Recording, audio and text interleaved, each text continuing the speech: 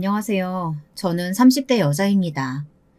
결혼한다고 신나서 예식장에 들어간 게 엊그제 같은데 벌써 결혼한 지도 5년이 넘었네요. 저는 남편과 결혼하고 나서 내내 앞만 바라보며 누구보다 바쁘게 살았어요. 주변 사람들이 그렇게 악착같이 살아서 얼마나 부자가 되려고 그러냐 이런 소리까지 할 정도였으니 남들이 봐도 저희 부부가 뒤도 한번 안 돌아보고 정신없이 사는 것처럼 보였나 봐요. 물론 정말 그렇기도 했고요. 뭘 위해서 그렇게 바쁘게 살았냐고요? 당연히 집 때문이었습니다. 요즘 서울 집값 말도 안 되잖아요. 저는 아이를 낳기 전에는 무조건 집부터 산다는 마음으로 살았어요. 어릴 때부터 집 없는 서름을 많이 겪었거든요. 집주인이 아무 때나 찾아와서 멋대로 집을 둘러보지를 않나. 이사 갈 때 이것저것 꼬투리 잡아서 이사가 늦어진 적도 있었죠. 어린 마음에 그런 모습을 보는 게 쉽지 않았습니다. 그래서 제 자식에게는 절대 그런 기분을 느끼게 하고 싶지 않았습니다. 바로 그게 저와 남편이 만나 결혼까지 하게 된 이유였어요. 어릴 때부터 저나 남편이나 비슷한 가정 환경에서 자랐어요. 그래서 오히려 더 결혼을 서둘렀죠. 하루라도 빨리 부모님에게서 독립해 나와 둘이 열심히 벌어서 모으다 보면 지금까지 살아온 것보다 더 나은 인생을 살 수 있을 것 같았거든요. 지금 생각해보면 참 바보 같은 생각이었습니다. 현실은 제 생각처럼 그렇게 쉽지 않았어요. 저희가 아무리 둘이 발악하며 살아도 잘난 부모 덕보는 사람들은 도저히 따라갈 수가 없는 거더라고요. 그뿐만이 아니라 결혼해서 독립했다고 해서 가난한 부모에게 완전히 독립할 수 있는 게 아니었어요. 사실 저나 남편이나 둘 다 가정 환경이 좋지 않았습니다. 저는 밑에 동생이 둘이나 있는 장녀였고 남편은 아들만 둘인 집의 둘째 아들이었습니다. 서로 형편이 비슷하고 어릴 때부터 살아온 환경이 비슷해서인지 처음부터 공감대가 형성되며 금방 친해졌어요. 저와 남편은 대학 동기예요. 함께 공부하던 친구들 사이에서 유독 저와 남편 둘만 매일 생활비 걱정, 등록금 걱정을 하며 지내다 보니 매번 둘이 같이 돈 되는 아르바이트란 아르바이트는 같이 했어요. 서로 정보 공유도 많이 하고요. 처음엔 저도 단순히 나 같은 애가 또 있구나 하는 마음 정도로 친하게 지냈는데 같이 취직 준비까지 하면서 붙어 다니다 보니 어느새 정이 들더라고요. 무엇보다 저는 남편이 좀 안쓰러웠어요. 저는 집안의 큰딸이라 그런지 좀 독한 편이었거든요. 부모님도 제게 바늘로 찔러도 피 한 방울 안 나올 것 같다고 하실 정도니 말 다 했죠. 제가 대한민국 장녀치고는 희생정신이 강한 편은 아니었거든요. 사실 부모님 입장에서는 그렇게 생각하실 수도 있는 게 저는 다른 형제나 가족을 위해서 쉽게 포기하거나 희생하지 않았어요. 오히려 욕심이 많은 편이라 동생들에게도 지고 싶어 하지 않았죠. 그럴 수밖에 없는 게 저희 부모님은 자식들 공부에 별로 관심이 없었어요. 가난한데 자식이 셋이나 있다 보니 셋 다 대학에 보내기에는 무리라고 생각하셨던 것 같아요. 그래서 서울에 4년제 못 갈 바에는 대학은 꿈도 꾸지 말라고 하셨어요. 저는 부모님에게 그 이야기를 듣는 순간 왜인지 정신이 번쩍 들었습니다. 그전까지는 특별히 공부를 열심히 하진 않았거든요. 오히려 제 바로 밑에 남동생이 공부는 잘했어요. 그런데 부모님이 재수는 절대 안 된다. 전문대나 지방대는 아예 생각도 말라고 하시니 저는 발등에 불똥이 떨어져 공부에 매진했습니다. 저는 결국 해냈어요. 당당히 서울의 4년제 대학에 합격했습니다. 부모님은 썩 달가워하시지 않았지만 그래도 저는 기뻤어요. 그런데 문제가 생겼습니다. 부모님께서 약속을 지키지 않았어요. 입학금만 내주시고는 등록금은 저더러 알아서 하라고 하셨죠. 그런 게 어딨어. 엄마 아빠가 분명히 4년제만 들어가면 등록금은 다 내준다고 했잖아요. 우리도 그러려고 했지. 근데 상황이 달라진 걸 어떡해. 너희 아버지 일 없어서 저렇게 뺑뺑 놀고 있는 거 안 보여? 지금 네 등록금은커녕 동생들 급식비도 못 내게 생겼어. 그럼 나는 어떡해. 대학도 가지 말라는 소리야? 입학금 내줬잖아. 등록금은 네가 학자금 대출받으면 되지. 뭐가 걱정이야? 당시에 아버지는 인테리어 관련 일을 하고 계셨는데 워낙 경기가 안 좋을 때라 일이 없어서 거의 수입이 없었어요. 그나마 어머님이 식당에서 일하셨어요. 겨우 얼마 되지 않은 그 월급으로 5식구가 살았으니 힘들만 했습니다. 그래도 저는 너무 속상했어요. 아직 사회에 나가지도 않았는데 공부만 하는데도 빚이 생긴다니 마음이 좋지 않았습니다. 하지만 어쩌겠어요. 제 팔자가 그런걸요. 저는 대학에 입학하자마자 바빴습니다. 학교랑 아르바이트만 왔다 갔다 하느라요. 일주일에 3-4가지 아르바이트를 대학생활 내내 병행했습니다. 등록금도 등록금이었지만 차비며 밥값이며 생활비만 해도 만만치 않게 들어갔어요. 그렇게 열심히 살았는데도 항상 빠듯할 정도로요. 가족이라는 건 참 이상합니다. 제가 힘들 땐 가족이라고 아무도 저를 도와주지 않은 것 같은데 다른 가족들은 제 희생이나 제 도움을 너무 당연하게 생각하는 것 같았어요. 제가 악자까지 힘들게 번 돈이 가족들에게 들어가는 걸 당연하게 생각하더라고요. 어느 날이었습니다. 어머니께서 뜬금없이 제게 모아놓은 돈이 얼마나 되냐고 물으시더라고요.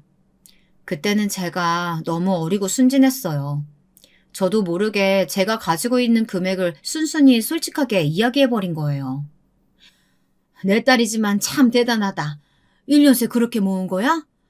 어쩐지 하루도 안 쉬고 열심히 일하더라. 암튼 잘 됐다. 이번에 네 동생 등록금은 그 돈으로 내면 되겠다. 저는 제가 잘못 들은 줄 알았습니다. 엄마는 저걸 칭찬이라고 하시는 건가 싶었어요. 알기로는 둘째 동생이 생각보다 점수가 좋지 않아서 4년제는 못 가고 전문대에 합격한 걸로 알고 있어요.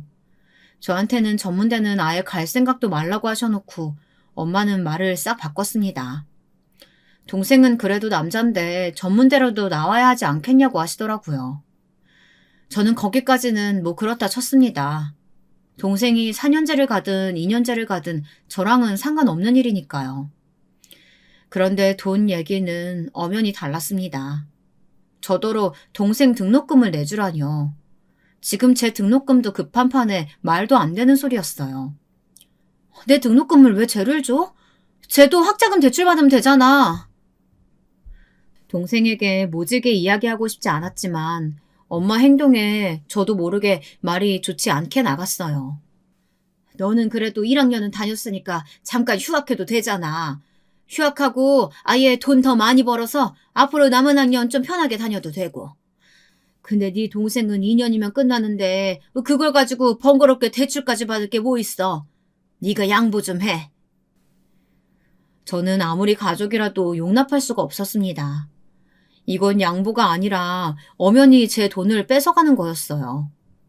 그리고 왜 엄마 마음대로 휴학을 하니 많이 결정하는 건지 이해할 수가 없었습니다. 저는 여기서 물러설 수 없었어요. 지금까지 알게 모르게 장렬하고 부모님을 위해서 나름 희생한 것들이 있었어요. 아르바이트비를 쪼개서 꼬박꼬박 생활비도 드렸거든요. 그 돈 내 학비 내려고 모은 내 돈이야. 절대 아무한테도 못 주니까 다신 내 돈 가지고 이야기하지 마요. 그때였습니다. 부모님이 제게 바늘로 찌러도 피 한 방울 안 나오겠다고 하신 게요. 그리고 제 돈을 지킨 것도 그때가 처음이었습니다. 제가 아무리 독해도 그전에는 엄마가 돈이 급하다고 하면 있는 돈은 다 드렸어요. 어릴 때는 독하다, 악착 같다 이런 말을 들으면 사실 좀 찔렸거든요. 내가 너무 내 생각만 하나? 그렇게 이기적인가? 이런 생각이 들기도 했었는데 성인이 되고 여기저기 아르바이트를 하며 사회를 배우다 보니 제 생각이 맞더군요. 사람은 자기를 제일 먼저 생각하고 자신의 행복을 위해서 살아야 하는 거더라고요. 내가 힘들다고 누가 도와주는 게 아니니까요. 저는 그때부터 아예 가족들보다 저를 더 생각하면서 살았어요. 그래서 결혼도 빨리 하기로 결심한 겁니다. 이러다 제 인생이 없어질 것 같아서요. 그러다 보니 저는 제 남편이 좀 답답했습니다. 남편은 착해도 너무 착한 사람이었거든요. 남편의 형편도 우리 집과 별반 다르지 않았었는데 남편은 막내라는 이유로 오히려 형에게 많은 걸 양보하고 자랐더라고요. 남편은 저랑 동기지만 저보다 나이가 많아요. 대학을 바로 안 오고 군대 먼저 갔다가 제대하고 나서 다시 대학에 들어온 거였어요. 재수한 거는 아니고 남편의 형이 대학을 다니던 중이라 시부모님께서 둘 다 보내기 힘들다며 남편에게 그렇게 해달라고 하셨다네요.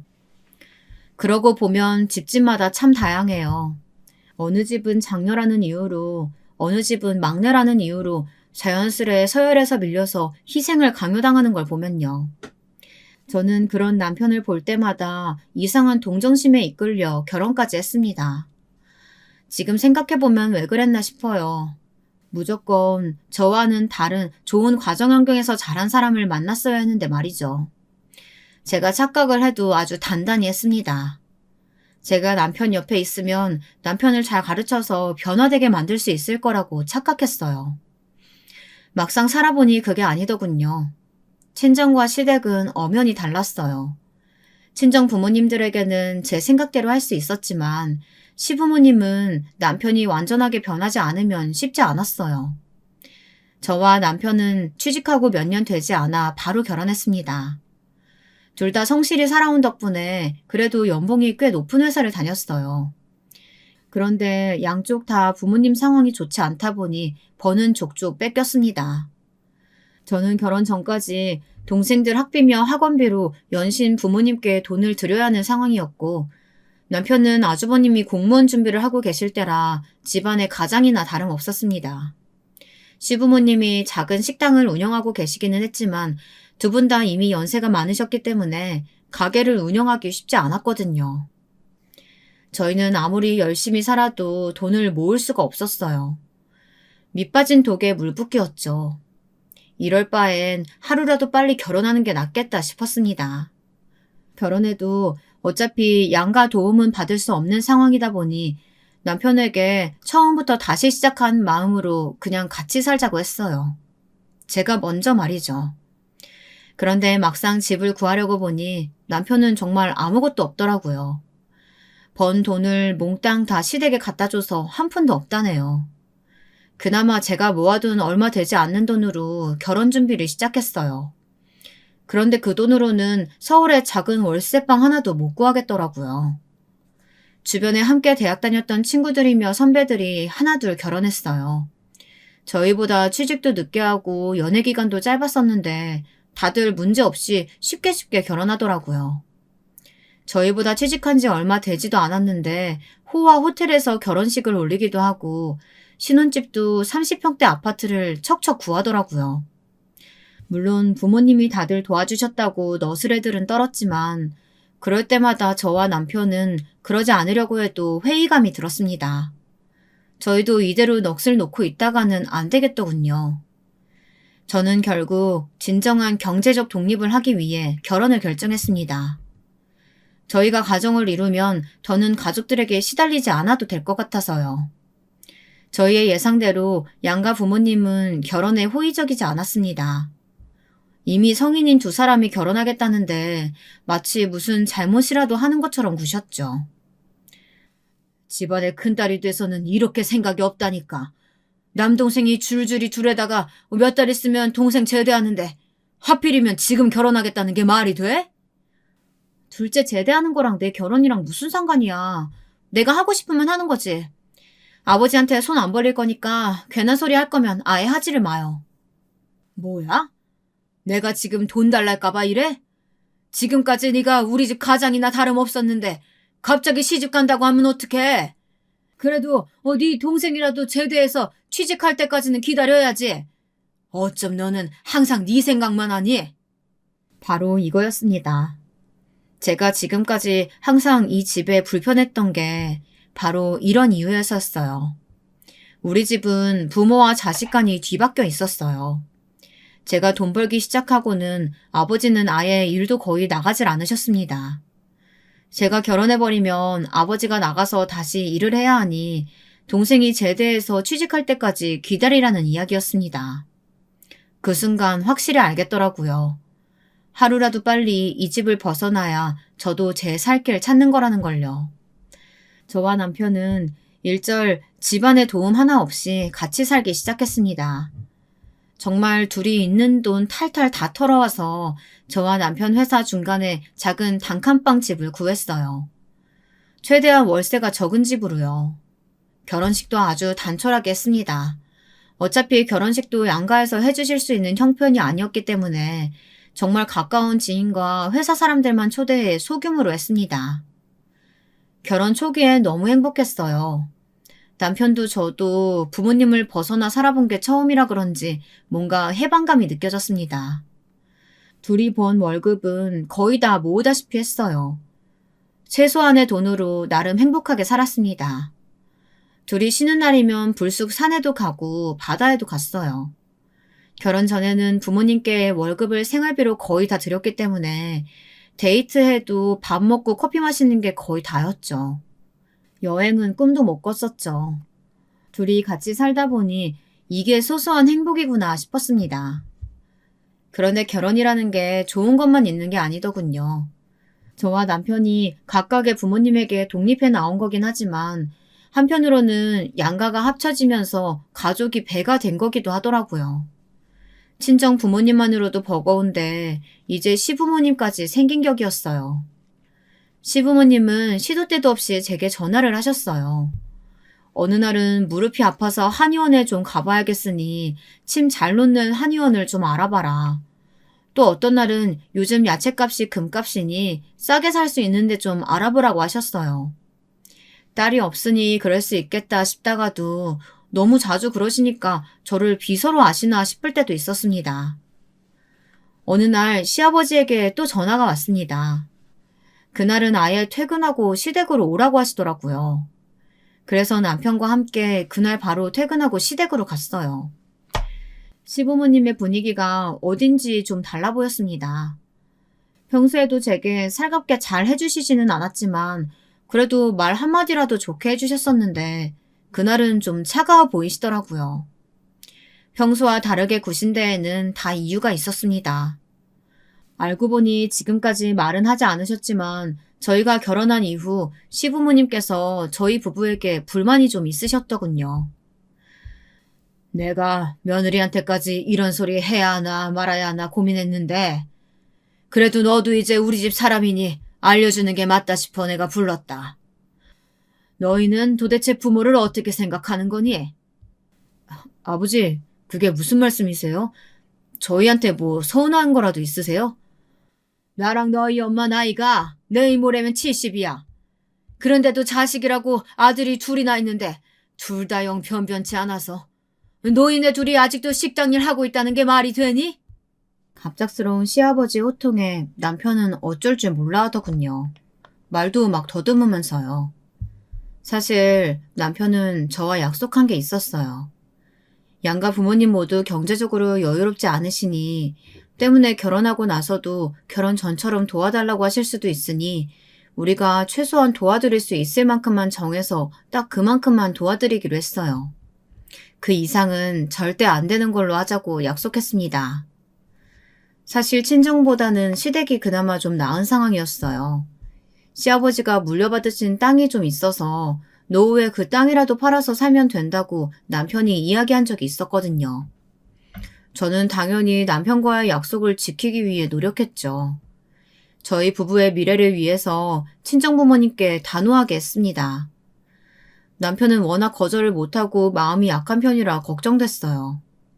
그래서 제가 금액을 정할 때도 남편에게 먼저 몇 번이나 물었습니다. 정말 이대로 해도 되냐고요.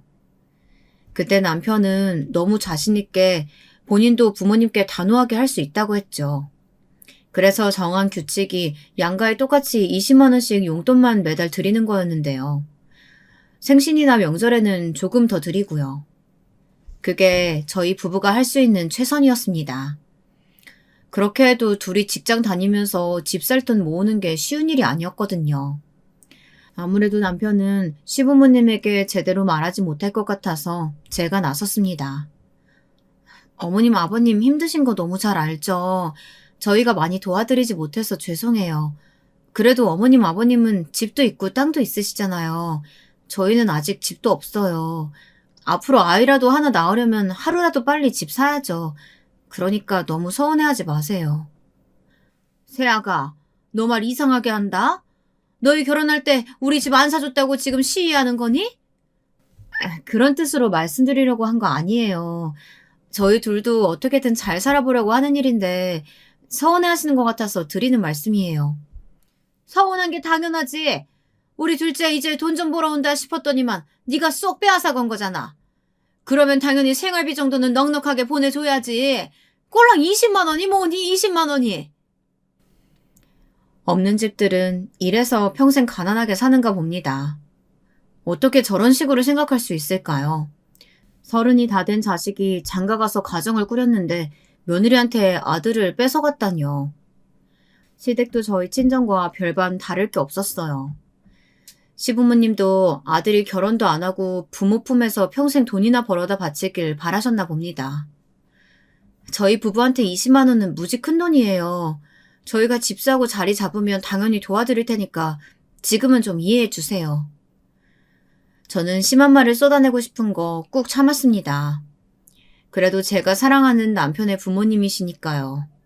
하지만 그 이상은 도와드릴 수 없다는 것을 단호하게 말했습니다.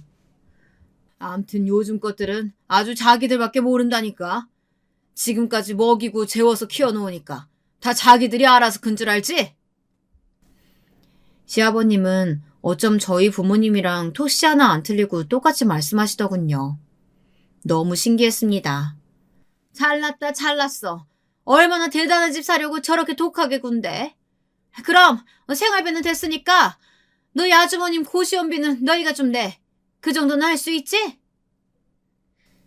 저는 제 귀를 의심했습니다. 정말 저희에게 하신 말씀이 맞나 싶어서요. 시어머니는 마치 저희가 시부모님에게 빚이라도 진 것처럼 당연하게 아주버님 고시원비를 요구하셨어요.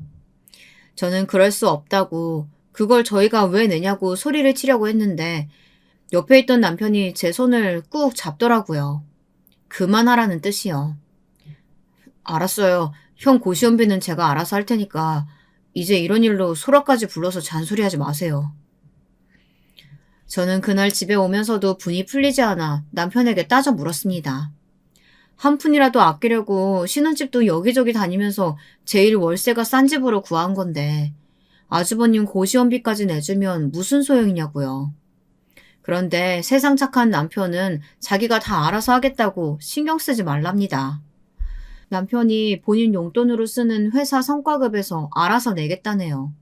그러면서 하는 말이 어차피 아주버님 시험도 얼마 안 남았다면서 별일 아니라는 듯이 말하더라고요. 저는 남편이 너무 답답했지만 어쩌겠어요. 그래도 제가 고른 남편이니 제가 이해해야죠. 사실 저희 부모님도 시부모님과 별반 다르지 않으세요.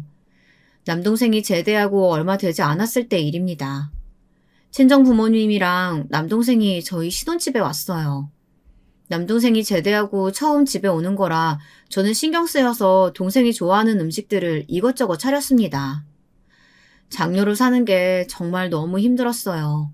부모님이 동생까지 데려온 이유가 있었더라고요. 알고 보니 부모님이 사시던 전셋집이 있었는데 그 집 전세를 뺐대요. 저는 아예 모르고 있었습니다. 처음 듣는 이야기였어요. 알고 보니 친정아버지가 사고를 치셨더라고요. 아버지가 지금까지 카드를 돌려막기 하고 계셨대요. 현금 서비스까지 쓰시면서요. 그걸 최근에서야 친정 엄마가 알게 되셨답니다. 아니 아버지란 인간이 매일 흥청망청 여기저기 돈 쓰고 다니길래 나는 당연히 자기가 벌어서 쓰고 다니는 줄 알았더니만 그게 다 현금 서비스였다지 뭐야. 당신이 어지간히 돈 가지고 지랄하니까 내가 못 견디고 그런 거 아니야. 내가 이래서 다 갚는다니까 왜 사위까지 있는 앞에서 이래? 이 인간이 사위 앞이라고 쪽팔린 건 아나 보지? 갚기는 당신이 무슨 재주로 갚아? 그만 좀 해요. 그래서 뭘 어쩌자고 우리 집에 온 건데 나한테 카드값이라도 갚아달라고 온 거야? 저는 남편 앞에서 쪽팔렸습니다. 바로 얼마 전에 시댁일로 그렇게 한바탕 하고 왔는데 친정일까지 터졌으니 말이죠. 내가 무슨 염치로 너한테 돈을 갚아달라 그래. 시집 간다고 해준 것도 없는데. 네 아버지가 받은 현금 서비스 이자가 너무 비싸서 당장 감당이 안 돼. 우선 전세 보증금 빼서 갚고 남은 돈으로 엄마랑 아빠 막내만 살 월세집 구했어. 셋만 산다고요? 그럼 둘째는? 그래서 말인데 둘째만 좀 너희 집에서 잠깐 신세 좀 지자. 월세집이 좁아도 너무 좁아서 그래. 엄마, 그게 말이 돼? 우리 집 보면 몰라? 여기도 단칸방 월세집인데 내가 동생을 어떻게 데리고 살아? 옆에 창고방 있잖아. 거기서 몇 달만 좀 데리고 있어. 둘째도 취직하고 나면 자기 집 구해서 알아서 나갈 거야. 어릴 때부터 우리 부모님에게 궁금한 게 있었습니다. 가난하면서 자식은 왜 셋씩이나 낳았을까? 바로 그 순간에도 아주 뼈저리게 느껴졌습니다. 당신들이 무주하고 부족해서 일을 저질러 놓고는 항상 자식들에게 모든 책임을 떠넘겼죠. 그래서 밥 먹는 내내 동생은 시무룩해 있었던 거예요. 말 한마디 안 하고 입을 꾹 다물고 있더라고요. 저는 그런 동생을 보는데 마음이 너무 아팠습니다. 그리고 부모님이 너무 싫었어요. 애초에 이런 일을 부탁하려고 한 거면 미리 저를 따로 만나서 먼저 이야기를 했어야지. 다짜고짜 사위도 있는데 동생까지 데리고 온다뇨. 대단하다면 정말 대단한 부모였습니다. 저는 결국 친정 부모님 말대로 동생을 당분간 데리고 있기로 했어요. 집이 좁아서 걱정이었지만 그래도 상황이 상황이었으니 저라도 동생을 잘 지켜줘야겠다 싶었습니다. 그런데 생각한 것보다 동생과 오랜 시간 지나게 되었습니다. 취직이 쉽지 않은가 보더라고요. 저와 남편은 동생이 불편해할까봐 일부러 취직에 대한 질문도 잘 하지 않고 편하게 해주려고 노력했습니다. 그런데 그게 제 생각처럼 쉽지 않더군요. 어느 날이었습니다. 시어머니가 집에 잠시 오셨는데 제 동생을 보시고는 그냥 넘어가지 않으시고 굳이 한마디를 보태셨습니다. 사돈 총각은 아직도 취직 못했어? 어이구, 그렇게 학교 다닐 때 공부 좀 열심히 해서 우리 아들처럼 4년제는 나왔어야지. 남자가 2년제 나와서 어디다 쓴대? 요즘 워낙 불경기라서 다들 취직이 쉽지 않은가 봐요. 그리고 동생이 저보다 공부는 더 잘했어요. 제 딴에는 동생 편 들어주려고 한 소린데 괜한 소리를 했나 봐요. 동생이 기분이 상했는지 자리를 박차고 나가버리더군요. 그 모습에 시어머니는 한마디를 더 하셨습니다. 어머, 어른들 앞에서 문 쾅 닫고 나가는 것 좀 봐. 저 성질머리로 매형집에 어떻게 빌부터 살래? 세아가, 너희 집 식구들은 다들 성질머리가 저래서 어쩐다니? 어머님, 제발 말 좀 가려서 하세요. 만약에 상황 바뀌어서 아주버님이 우리 집에 계신데 친정 부모님이 어머님처럼 이야기하시면 좋으시겠어요? 내가 우리 장남을 왜 너희 집 창고방 신세를 지게 해? 난 절대 그렇게는 안 하지. 그리고 말이 나와서 말인데 사돈이 해도 해도 너무한 거지. 이 좁은 집에 자기 아들을 맡기는 게 말이 되니? 제가 보기에는 집에 맡기는 거나 고시원비 내는 거나 별반 차이 없을 것 같은데요. 너는 어쩜 어른한테 말 한마디를 안 지니? 이거 봐. 너희 부모님은 도대체 자식들 교육을 어떻게 시켰길래. 아유, 며느리라고 하나 있는 거 무서워서 내가 살겠어? 그날 시어머니는 제게 모진말이란 말을 다 퍼부으시고 돌아가셨어요. 속상한 건 저도 마찬가지였습니다. 시어머니 말에 상처받고 나가버린 동생은 그날 어디를 갔는지 집에 안 들어왔거든요. 더 속상했던 건 남편의 태도였습니다. 남편은 제게 오히려 뭐라고 했어요. 엄연히 시어머니인데 제발 한 번만이라도 좀 참아줄 수는 없냐고 하더라고요. 시어머니 입장에서는 당연히 신혼집에 사돈총각이 몇 달씩이나 있는 게 싫지 않겠냐면서요. 저는 남편에게까지 너무 서운했어요. 그래서 굳이 하지 않아도 될 말까지 하고 말았습니다. 그럼 제 동생 고시원비도 내주면 되는 거 아니냐고요. 결혼이라는 게 원래 이렇게 힘든 걸까요? 아니면 저와 남편이 둘 다 가난한 집 자식들이라 힘든 걸까요? 둘이 만나서 행복한 가정을 만들어 보겠다고 결혼한 건데 막상 결혼하고도 서로의 가족들에게 전혀 벗어나지 못하고 있었어요. 거기다가 결정적인 순간에는 서로가 아닌 각자 가족들의 편에 서게 되더라고요. 한번 그런 일이 생기니 저도 모르게 자꾸만 자존심을 세우게 됐습니다. 남편에게까지 말이죠. 이해합니다. 남편도 제가 시어머니와 자꾸만 문제가 생기니까 나름 힘들고 스트레스가 있을 거예요. 하지만 그렇다고 해서 제가 시어머니를 이해하고 넘어가기엔 문제가 단순하지가 않았습니다. 얼마 뒤 시부모님께서는 결국 식당을 정리하셨어요. 연세도 연세였지만 식당이 워낙 장사가 안 돼서 적자가 나니까 더는 버틸 수 없는 상황이었나 보더라고요. 거기다 엎친 데 덮친 격으로 시아버지께서 허리 디스크 수술을 받으셨습니다. 저는 성인이 돼서 가장 처음 한 일이 부모님과 동생들 보험부터 다 들어줬어요. 이것저것 다 들어주지는 못해도 실비와 암보험 이 두 가지는 다 들었습니다. 부모님은 돈도 없는데 무슨 보험을 드냐고 하셨지만 저는 그래서 들어야 한다고 우겼어요. 만약 우리 형편에 누구 하나 아프기라도 하면 정말 방법이 없으니까요.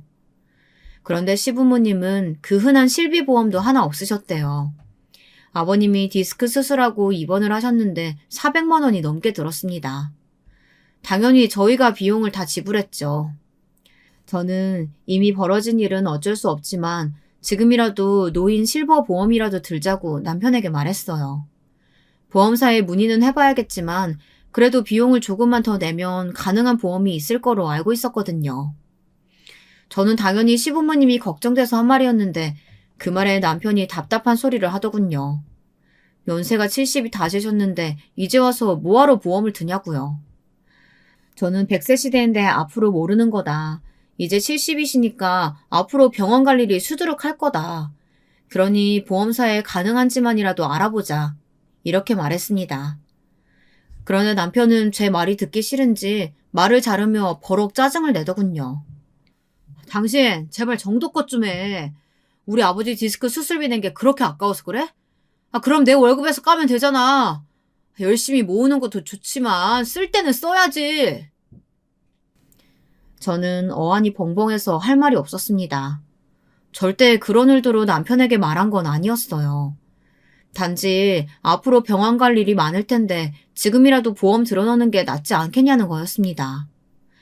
그런데 남편 눈에는 그런 제가 돈독이 오른 여자처럼 보였나 봐요. 제가 지금까지 잘못 산 걸까요? 이제는 남편까지도 저를 피도 눈물도 없는 독한 사람으로 생각하는 것 같았어요. 제가 너무 주변을 돌아보지 않고 제 앞날만 걱정하며 이기적으로 사는 것처럼 보였나 봐요. 저는 고민이 많았습니다. 저는 제가 옳다고 생각했거든요. 어떤 집에서 태어났든 저라도 열심히 살아서 이 가난에서 좀 벗어나고 싶었습니다. 좋은 집도 사고 좋은 차도 사고 1년에 한두 번 여행도 다니는 그런 삶이요. 그런 삶이 아니라면 자식도 낳고 싶지 않았어요. 절대 제 자식은 저처럼 살게 하고 싶지 않았거든요. 남편과 제 사이도 전과는 좀 달라졌습니다. 남편이 뭔가 제게 숨기는 것 같았어요. 확증이 있는 건 아니었지만 여자의 촉이라는 게 있잖아요. 뭔가 전과는 달라졌다는 걸 느끼고 있었습니다. 그런데 역시나였어요. 남편은 제가 바보인 줄 알았나 봐요. 따로 통장을 만들면 제가 모를 줄 알았나 봅니다. 남편이 저 몰래 돈을 빼돌리고 있었어요. 결혼 초에 저희 부부는 서로에게 절대 비밀을 만들지 않기로 약속했기 때문에 저는 남편에 대해 다 알고 있었습니다. 월급, 성과급, 보너스는 물론이었고 통장 개수, 통장 비밀번호까지 모두 다 공유하는 사이였죠. 어느 날 연말정산 내역을 보는데 이상한 게 있었습니다. 요즘은 휴대폰으로 주민등록번호만 쳐도 1년에 얼마를 벌었는지 아주 상세하게 나오잖아요. 남편은 제가 얼마나 꼼꼼한 사람인지 잠깐 망각했나 보더라고요. 제가 매년 남편 연말정산까지 미리 다 확인했었는데 말이죠. 남편의 수입이 제가 아는 것과 차이가 있었습니다.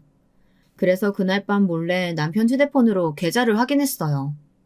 가만 보면 남편은 참 단순한 사람이에요. 숨기고 싶었으면 비밀번호라도 바꿨어야지. 저희 부부가 공동으로 쓰는 비밀번호로 설정을 해놨더군요. 비상금 계좌를 말이죠. 제가 아는 계좌 말고 따로 새로 만든 계좌가 있었습니다. 거기에 차곡차곡 비상금을 쌓아뒀더군요. 그때까지만 해도 저는 남편이 귀여웠어요. 저희 부부가 아무래도 집 살 돈을 모은다고 굉장히 빠듯하게 살았으니 남편도 답답할 만했습니다. 자기가 번 돈이니 그중에 일부는 비상금으로 두고 싶을 수 있겠다 이해했어요. 그런데 남편의 비밀은 거기서 끝이 아니었습니다. 계좌 내역을 확인했더니 그 통장에서 나간 돈은 모두 다 시어머니 이름으로 출금이 됐더군요. 저는 순간 배신감에 손이 덜덜 떨렸습니다. 저라고 가난한 친정 부모가 안쓰럽지 않겠어요? 취직도 안 돼서 매일 우울해하는 동생이 안 불쌍했겠습니까? 저는 남편과 한 약속을 지키려고 정말 월급에다가 명절 보너스까지 다 공개하고 몽땅 다 통장에 저축했습니다. 남편이 그럴 사람은 아니지만 혹여나 동생을 데리고 있다는 죄로 생활비라도 더 들어가면 눈치 보여서 제가 갖고 싶은 거 하고 싶은 거 모두 다 참아가면서 버텼어요. 제가 감수해야 할 일이라고 생각하면서요. 그런데 남편은 제게 일말의 죄책감도 없이 너무 쉽게 약속을 어겼어요. 제가 시댁을 일절 돕지 않았다면 이해했을 겁니다. 용돈에 병원비, 사소한 외식비까지 당연하다는 듯 항상 저희가 다 감수했는데 남편이 지금까지 저 모르게 보낸 돈이 1년치만 해도 몇백은 되더라고요. 순간 제가 누워있는 월세집이 너무 초라하게 느껴졌습니다. 지금까지 제가 이 집에서 믿고 산 남편이 제가 알던 남자가 맞나 싶어서요. 다음날 저는 남편에게 동생이 없을 때 따로 이야기를 했어요. 언제부터 그런 건지, 앞으로도 계속 저를 속이려고 한 건지 물었습니다. 남편은 본인이 이제 저를 속였다는 것보다 제가 남편의 휴대폰을 훔쳐봤다는 거에 초점을 두고 적반하장으로 오히려 제게 화를 냈어요. 당신이 너무 숨막히게 구니까 나도 어쩔 수 없었어. 그리고 내가 당신 돈 빼돌린 것도 아니고 내가 본 내 돈으로 그런 건데 이렇게 난리칠 일은 아니지 않아? 저는 남편의 뻔뻔한 태도에 혀를 내둘렀습니다. 난리칠 일이 아니라고? 그럼 어디 정확하게 계산기 두드려볼까? 당신보다 내 월급이 더 많잖아. 그래서 생활비도 내가 더 많이 냈고 당신은 나보다 돈도 적게 벌어와 그 와중에 돈까지 빼돌린 거면 당연히 내가 더 손해지. 저는 남편에게 좋게 좋게 이야기할 마음이 들지 않았습니다. 우리 부부는 이미 신뢰가 깨져버렸으니까요. 남편은 제 말에 자존심이 상했는지 연신 씩씩거렸습니다. 순간 그 모습이 너무 꼴보기 싫더라고요. 그래서 저는 조금 더 강하게 나갔습니다. 좋아. 당신 잘못한 거 없다 이거지? 난 당신같이 약속 어기고 멋대로 말 바꾸는 사람하고는 절대 못 살아. 어차피 이렇게 된 거 우리 그냥 헤어져. 저도 될 대로 되라였습니다. 어차피 저를 속이고 계속해서 시댁에 돈 갖다 바치는 남편이라면 저도 필요 없으니까요. 그런데 제 말에 남편은 어쩔 줄 몰라 하더니 제 손을 꽉 잡았습니다. 그제야 한다는 말이 제게 미안하대요. 그리고 잘못했답니다. 시어머니가 매일 전화해서 이 핑계 저 핑계를 대며 돈 좀 달라고 닥달하는 통에 남편도 계속 거절할 수가 없었대요. 그리고 남편은 다시 한번 제게 약속했습니다. 다시는 이런 일 만들지 않을 테니 자기를 한 번만 더 믿어달래요. 저는 속는 셈 치고 한 번 더 믿어보겠다고 했습니다. 그리고 저도 남편을 타일렀어요. 이제 우리가 계획한 고지가 얼마 남지 않았으니 조금만 더 노력하자고 했습니다. 우리가 자리만 잡으면 그때 부모님들께 잘하자고요. 가족들은 잠시도 저를 가만히 두지 않았습니다. 제 동생이 드디어 취직하긴 했어요. 그런데 하필이면 지방지사로 발령이 됐더라고요. 기숙사 신청을 했는데 대기자 명단에 들어서 몇 개월 지낼 곳이 필요하다고 하더라고요. 저도 처음에는 남편에게 말하지 않고 제 선에서 알아서 하려고 했어요. 어차피 몇 달만 사는 거라 나중에 기숙사에 들어가면 보증금이야 바로 돌려받으면 되는 일이니까요. 하지만 저는 남편과 상의했습니다. 얼마 전 일도 있었으니 본보기도 보일 겸 남편에게 이야기했어요. 남편도 당연히 도와주자고 하더군요. 문제는 그게 아니었습니다. 제가 동생 월급 보증금을 내준 걸 친정엄마가 알게 됐어요. 동생이 말했나 보더라고요. 그런데 뜬금없이 친정엄마가 그 보증금을 본인에게 달라는 겁니다. 셋이서 좁은 월세집에서 살려니까 아주 답답해 죽겠어. 우리 둘째 기숙사 들어가면 그 보증금 엄마 줘. 그 돈이면 지금보다 조금 더 큰 집 구할 수 있을 거 아니야. 저는 당연히 안 된다고 했습니다. 나도 엄마 아빠한테 할 만큼 했어. 이제 나도 내 가정 꾸리고 살기 바쁘니까 나한테 더는 돈 얘기하지 말아요. 아이고, 딸내미라고 하나 있는 게 이렇게 독하니까 내가 누구한테 기대어 살겠어? 아, 됐다, 이년아. 저도 친정엄마에게 모질게 하고 난 뒤 마음이 좋지는 않았습니다. 하지만 남편과 최근 내에 다시 한 약속이 있었으니 저도 남편과의 약속을 지키기 위해 마음을 단호하게 먹었습니다.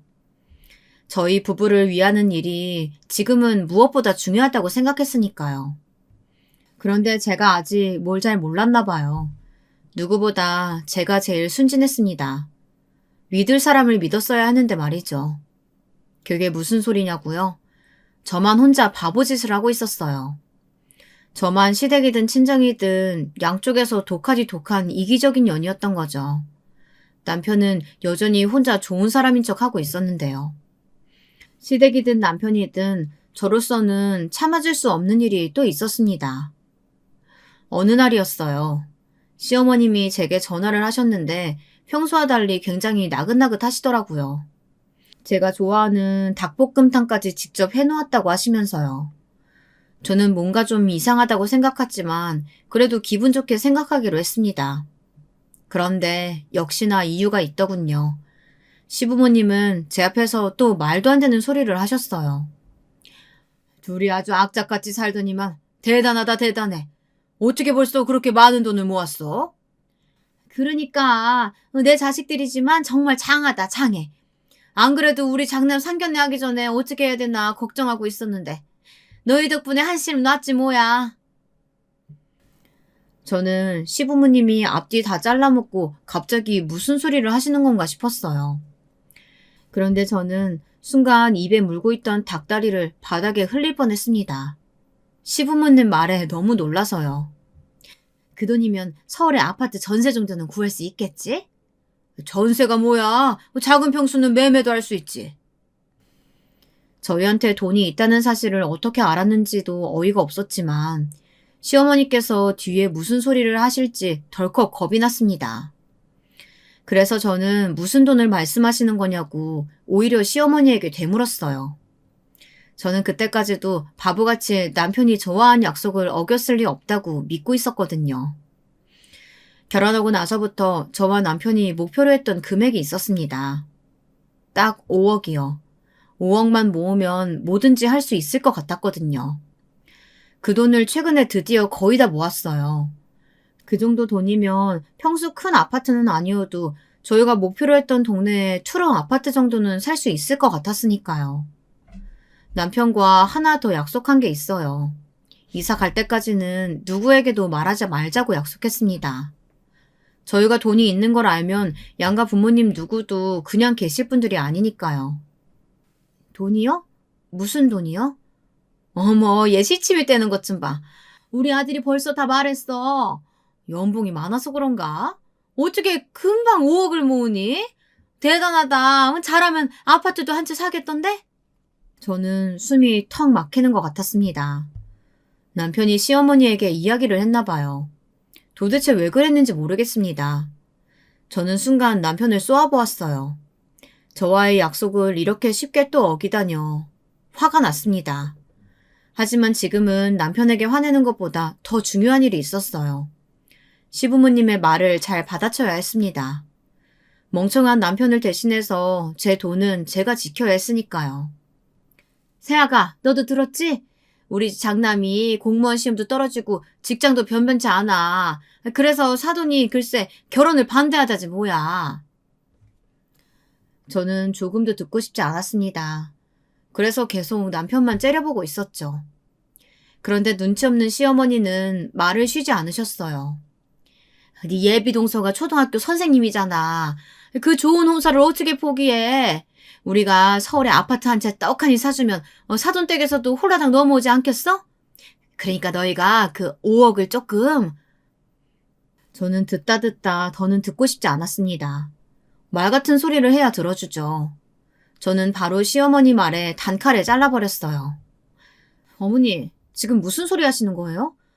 설마 저희가 모은 돈으로 아주버님 집을 사드리라는 이야기는 아니시죠? 역시 우리 며느리 척하면 척이라니까. 그래, 너희가 좀 양보해서 이 김에 우리 장남 장가 좀 보내자. 아유, 벌써 40이 넘었는데 불쌍하지도 않니? 이러다가 언제 장가 가서 언제 우리 집 장손을 보겠어. 제가 세상에서 제일 듣기 싫어하는 소리가 바로 양보예요.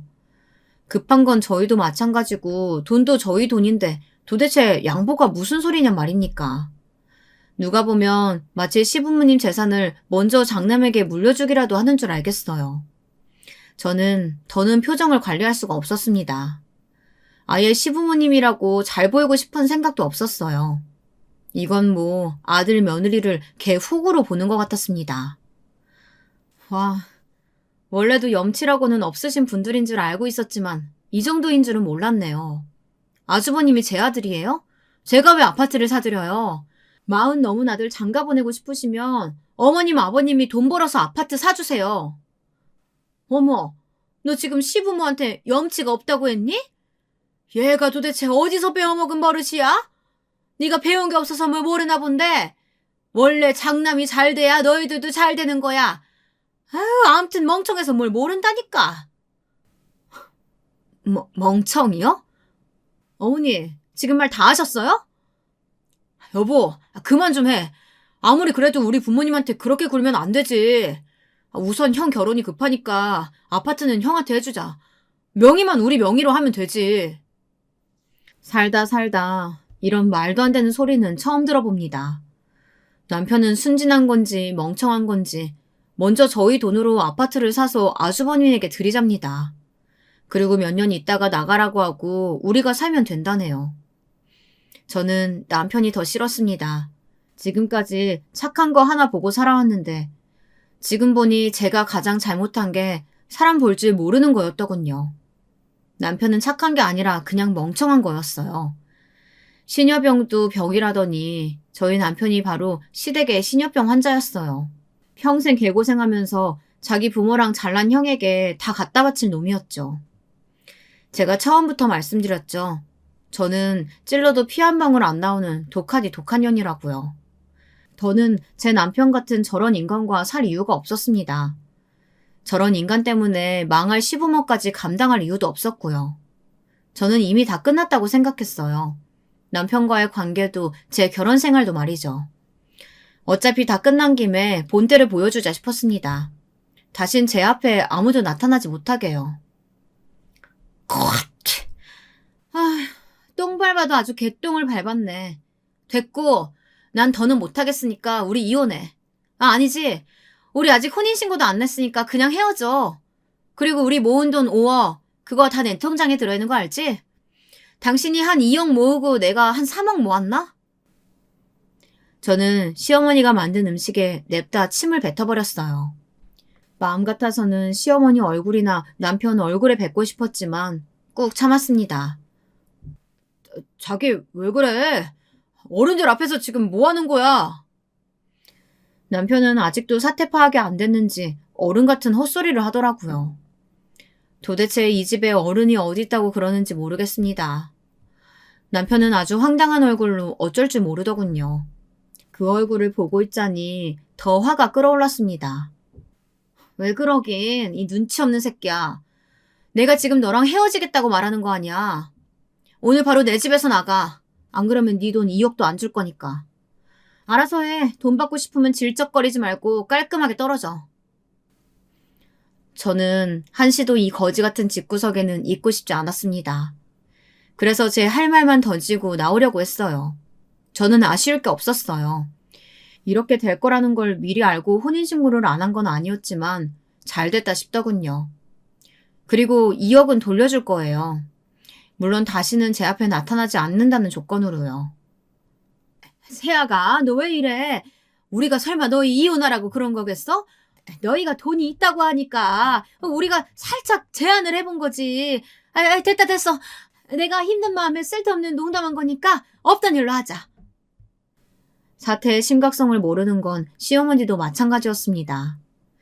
그래서 저는 다시 한번 말씀드렸어요. 어머니 좋으시겠어요. 호구 아들이 돈 2억이나 가지고 이혼하니까 그 돈으로 잘난 장남 장가 보내면 되겠네요. 자, 그럼 다들 잘 먹고 잘 사세요. 저는 그대로 시댁을 나왔습니다.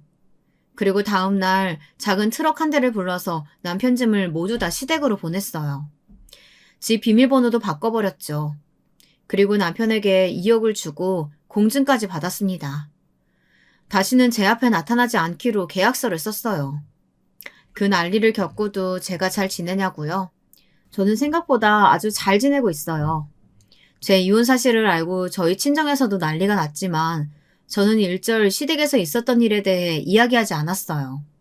그러면 제가 돈이 있다는 걸 친정에도 말해야 하니까요. 저는 이제 시댁이든 친정이든 정말 지긋지긋합니다.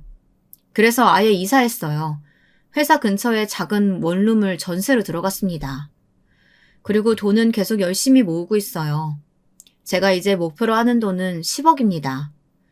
회사 생활만 열심히 해서 10억이 모이는 대로 좋은 아파트를 살 거예요.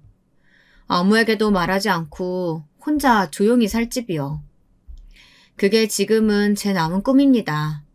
들으시는 분들은 가족들한테 당하고도 뭘 또 그렇게까지 열심히 사냐 하실 수 있지만 저는 그게 저를 위한 일이라고 생각해요. 이렇게 지독하게 살아온 이상 제 이름으로 된 좋은 집 하나는 가져봐야 하지 않을까요?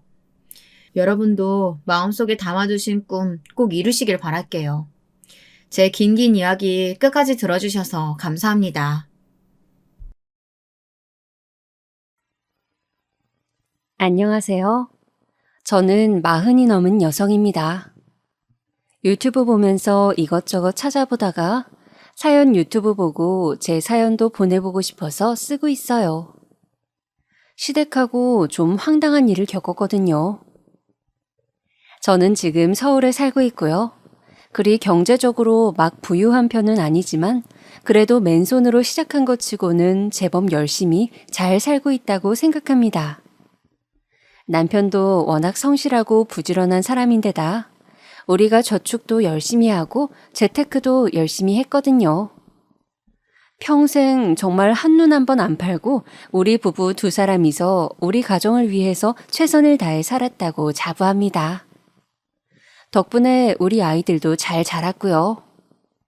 지금 중학생 1명과 고등학교에 올라가는 아이 하나가 있어요. 둘 다 공부도 잘하고 우리 부부 속을 전혀 썩이지 않는 고마운 아이들이지요. 우리 부부는 겉으로 보기에는 전혀 걱정할 일이 없어 보이기는 해요. 하지만 그렇다고 모든 일이 다 좋을 수는 없는 법이라 사실 아주 오래된 문제거리가 하나 있기는 했어요.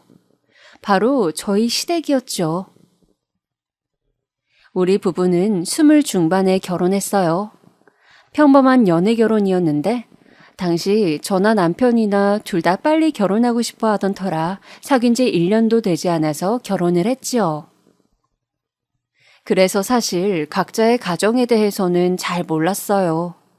제 쪽은 그냥 평범한 부모님 밑에서 자랐고 상당히 온화한 가정이었기 때문에 저희 친정은 그리 문제될 것이 없었지요. 하지만 남편 쪽의 시댁은 좀 문제가 달랐어요. 시댁은 굉장히 각박한 느낌이랄까요? 시어머니, 시아버지 두 분 다 그런 느낌이었는데요. 남편이 어릴 때에도 뭔가 가정에 도움이 될 만한 일을 하지 않으면 용돈을 주지 않으셨대요. 예를 들어 쓰레기 치우기라거나 설거지라거나 청소라거나 이건 뭐 아이 경제관념을 기르기 위해서 그럴 수 있다 치는데 심지어 밥까지도 그랬다는 거예요. 시어머니는 남편이 제대로 청소를 하지 않으면 맨밥에 간장만 주었고 어떤 때는 간장도 없이 맨밥만 먹으라고도 했대요. 난 진짜 그때부터 우리 어머니 별로 안 좋아했어. 남편은 지금도 그때를 생각하면서 투덜거릴 때가 많아요. 아니, 내가 뭐 고등학생, 대학생 이럴 때도 아니었다니까. 중학교도 들어가기 전이었어. 그 어린애한테 내가 지금 이만큼 무사히 큰 게 다행이지. 그러게. 아동기에 영양 섭취 제대로 안 되면 잘 안 큰다는데 당신은 그래도 평균보단 큰 편이잖아요. 그러니까 말이야. 우리 어머니 아버지 뭘 하시는지 알아? 그 유전자도 당신들 거니까 평생 고마워하면서 살래. 그리고 맨날 나한테 그 허술한 밥상 주면서 나중에 당신들 늙으면 용돈 한 달에 500씩 주면서 모시고 살아야 한다고 맨날 그랬어. 아, 진짜 싫다. 사실 저희 부부 중 시부모님과 사이가 더 안 좋은 건 남편이었어요. 저라도 시부모님처럼 저를 키운 부모님이었다면 남편처럼 알레르기를 일으켰을지도 모르겠어요. 겉으로 보기에 시댁은 매우 정상적인 가정처럼 보였고, 사실 남편이 당했던 게 아동학대인가 아닌가도 잘 모르겠긴 하지만, 그렇게 좋은 교육 방법이 아니었던 것만은 확실하지 않나요? 그런데 또 형은 그렇게 교육을 안 시켰단 말이야. 그러게 말이야. 지난번에 추석 때 술 마시면서 당신이 그 이야기 꺼내니까 아주버님이 금시초문이라는 듯이 말씀하시던데? 형은 장남이라고 뭐든지 프리패스였어. 얼마나 차별을 받았는데. 잘못해도 회초리 한 번도 맞은 적 없고 매번 청소나 설거지 안 해도 어머니가 쫓아다니면서 밥을 먹였다고. 하긴 아주버님 진짜 예뻐하시긴 하지. 내가 화가 나서 형하고 이야기 안 한 지 오래되었는데 지난번 추석 때 한 번 이야기한 게 처음이거든. 역시나 이야기하고서 괜히 내 속만 터졌지. 아휴. 남편은 매번 시부모님과 시아주버님 이야기만 나오면 고개를 절레절레 흔들었어요. 실제로도 시부모님은 마치 시아주버님과 남편이 다른 피인 것처럼 대하셨죠. 집안의 장남인 시아주버님과 둘째 아들인 남편. 얼핏 생각하면 작은 아들이 더 예쁠 것 같은데 전혀 아니었나 봐요. 특히 시아버지도 가족 많은 집의 장남이라 장남이 귀했다고 하더라고요. 시아주버님 위로 시어머니께서 임신을 했다가 유산까지 하신 상황이었기에 시아주버님이 태어나셨을 때 엄청나게 기뻐하셨다고 하더라고요. 그래도 그렇지 장남하고 둘째 아들을 이렇게나 차별하는 건 처음 봐서 좀 의아하기는 해요. 차라리 그 시절 남녀 차별이 있었다고 하면 이해나 하겠는데 그것도 아니라 똑같은 아들인데 말이에요. 아무튼 그래서 시댁에 가면 항상 속 터지고 배알 틀리는 일이 참 많았어요. 명절이 되면 친척분들이 많이 오는 집이라서 음식을 해야 할 일이 참 많았는데 언제나 저희 부부가 먼저 도착해서 있으니 자연히 일도 저희가 더 많이 하게 되었지요. 저는 일 많이 하는 걸 피하는 성격도 아니고 해야 되면 기분 좋게 하는 타입이거든요. 그래서 뭐 어느 정도 상황에 따라 제가 더 많이 일을 하는 건 상관이 없어요. 다만 그게 매해 반복되고 10년이 넘도록 계속 저 혼자 음식을 한다면 문제가 좀 있죠. 어머님, 아니 뭐 이렇게 많이 사놓으셨어요?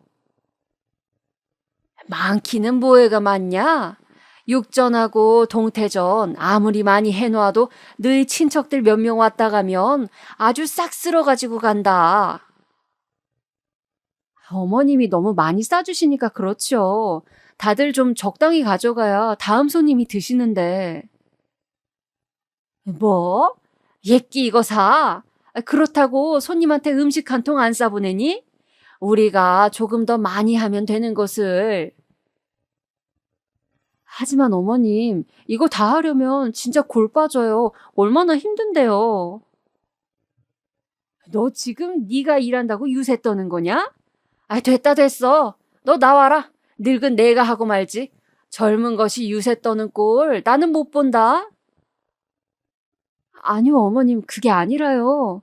제 말은 그게 아니라요. 아니에요, 됐어요, 어머님. 제가 할게요. 어머님이 하시면 이거 시작도 못하고 명절 끝나요. 매번 이런 식이었어요.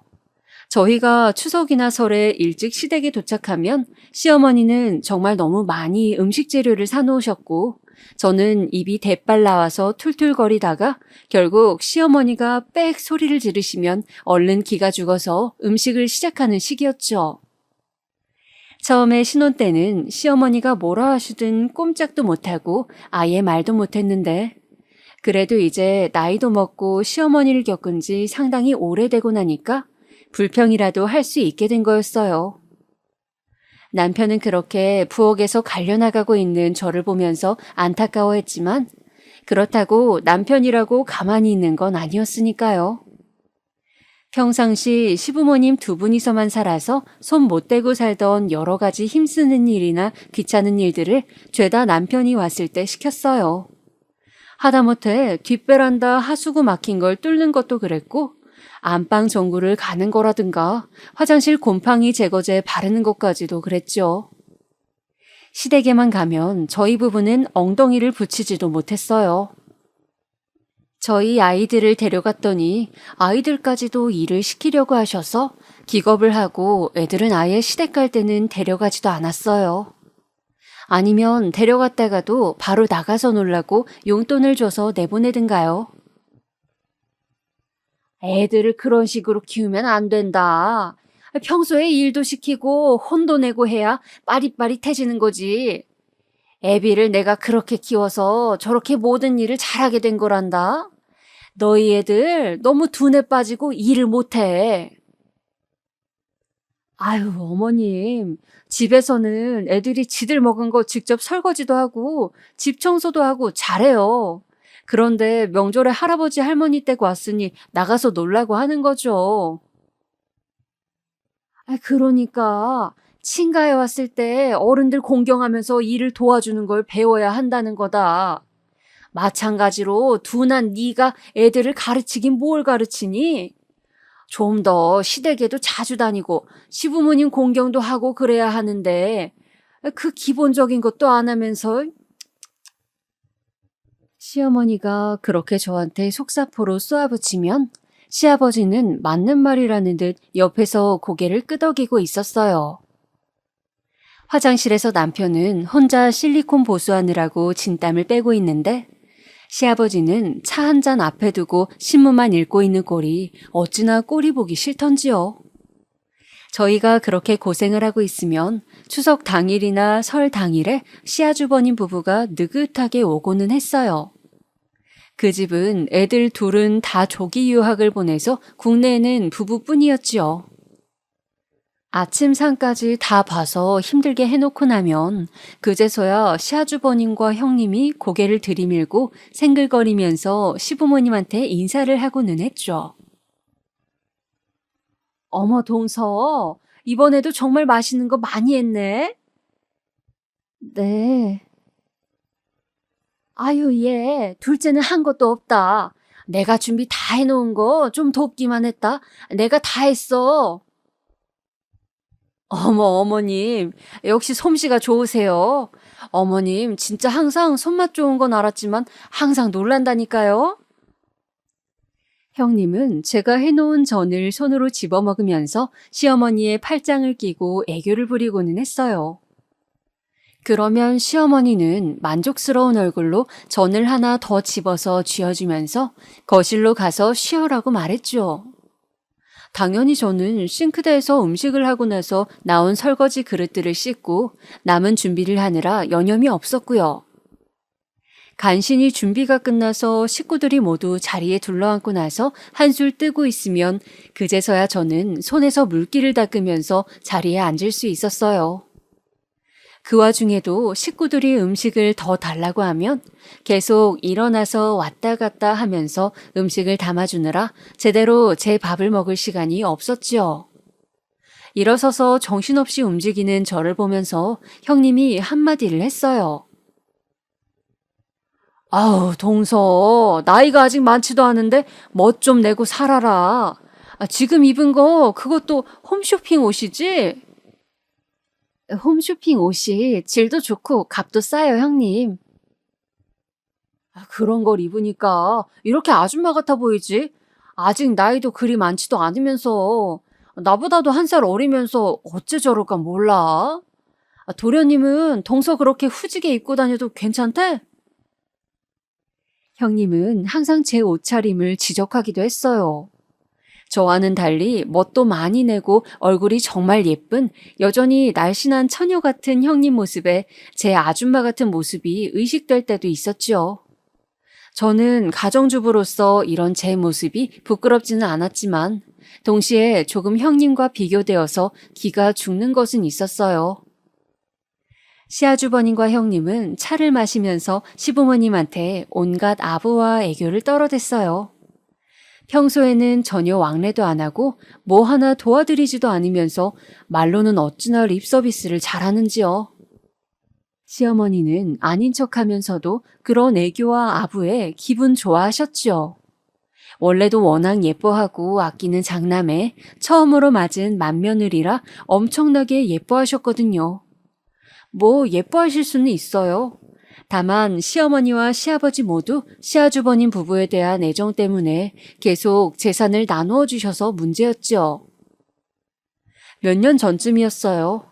어느 날 남편이 퇴근해서 들어오더니 안 좋은 얼굴이더라고요. 너무 표정이 안 좋아서 무슨 일 있었냐고 물었더니 남편이 마른 세수를 하더군요. 아버지가 또 형한테 5천만 원 주셨대. 또? 지난번에도 3천인가 주셨잖아. 그 전에도 1억 주셨고 또 그 전에도 작은 빌라 하나 있는 거 명의 넘겨주셨지. 아주 시간 지날수록 우리가 받을 것까지 다 주실 것 같아. 남편은 답답한지 한숨을 쉬었어요. 사실 그건 저도 마찬가지였죠. 아니 부모님이 자기 재산을 자식한테 주는 거야 좋아요. 하지만 자식이 둘 이상일 때는 적어도 둘 사이에 감정이 상하지 않을 정도로는 배려를 해주셔야 하는 거 아닐까요?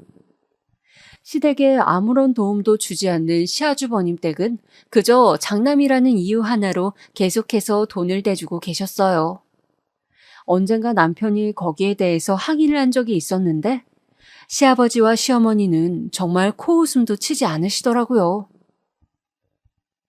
시부모님은 남편이 젊었을 시절 회사에 들어가서 월급을 받기 시작하자마자 일정 금액을 달라고 하셨다고 해요. 그게 그냥 부모님께 드리는 용돈 정도였으면 당연히 이해할 수 있는데 아예 생활비를 달라고 하신 거였죠. 생활비도 아주 많이요. 당시 남편은 아직 젊었고 시부모님한테 어릴 때부터 계속 시달리며 뭐든지 부모님이 원하는 대로 해주는 게 당연하다고 교육받으며 커온 터라 거의 월급의 80% 이상을 그대로 부모님께 갖다 드렸다고 하더라고요. 나머지 돈으로 마치 용돈 받은 대학생처럼 생활했다고요. 그나마 저하고 연애를 시작하면서 그게 좀 이상한 상황이라는 사실을 알게 되었고 자기 돈을 지키려고 애쓰기 시작했죠. 하지만 부모님 밑에서 자란 자식이 그렇게 쉽게 되나요? 결국 저하고 결혼하면서 트러블이 생겼죠. 결혼이 결정되어 인사를 드리러 갔을 때 시부모님은 결혼 후에도 당연하다는 듯이 합가한 후 여전히 월급의 80% 이상을 시부모님께 드리고 일도 제가 다 하면서 살아야 한다고 하셨어요. 그래야 결혼을 허락하겠다고요. 제가 대놓고 대들었던 게 생각이 나네요. 아버님, 어머님, 저는 그렇게 못합니다. 뭐? 너 지금 뭐라고 했니? 새파랗게 젊은, 아니 어리다고 할 수 있는 20 중반 여자애가 당돌하게 정색하고 말했으니 황당하셨을 수도 있어요. 하지만 저는 여기서 물러나면 정말 평생 호구 잡히겠구나 싶어서 그 자리에서 이야기를 할 수밖에 없었어요. 전 그렇게 못해요. 그리고 결혼을 허락받는 것은 절차일 뿐이지 저와 제 신랑의 의사가 확고하면 부모님이라 해도 막으실 수 없습니다. 저희 성인입니다. 너 지금 그게 무슨? 아니, 넌 또 어디서 이런 애를 데려왔어? 결혼도 전부터 이렇게 시부모 말에 텀방텀방 말대꾸를, 아니 말대꾸가 문제가 아니라 어떻게 이렇게 해? 시부모님은 금방이라도 뒷목을 잡고 넘어갈 것처럼 호들갑을 떠셨어요. 하지만 그것도 아들이 편을 들어줄 때나 효과가 있는 법이죠. 남편은 이미 저와 한참이나 부모님에 대해 상의를 한 뒤였고 부모님이 금방이라도 넘어갈 것처럼 난리를 떠는 것을 보면서도 무표정했어요. 남편이 물끄러미 시어머니를 바라보니까 시어머니가 움찔하면서 시끄럽게 떠드는 걸 멈추시더라고요. 부모님이 뭐라고 하시든 결혼할 겁니다. 그럼 합가하고 네 월급 지금처럼 그냥 우리한테 주면 된다. 다른 말 할 거 없어. 다른 말 할 거 없이 제 돈은 제 거고 제 인생도 제 겁니다. 시아버지의 호통에 남편이 단호하게 딱 잘라 말했어요. 사실 남편도 그렇게 물렁한 성격만은 아닌데 그간 뭐가 옳은지를 아예 모르고 있었던 거였거든요. 시아버지와 시어머니는 난생 처음 보는 남편의 모습에 너무 놀랐는지 말을 잃은 채로 쳐다보고 계셨고 저는 속으로 만족스러워했죠. 시어머니와 시아버지는 아예 저와 남편이 설득의 여지가 없다는 사실을 알자 손을 떨면서 조금 있다가 의논하자고 하셨고 저와 남편은 의논할 일 없다고 매달 용돈은 저희가 정하는 만큼 드릴 거고 저희는 결혼할 거라고 하고 나와버렸어요.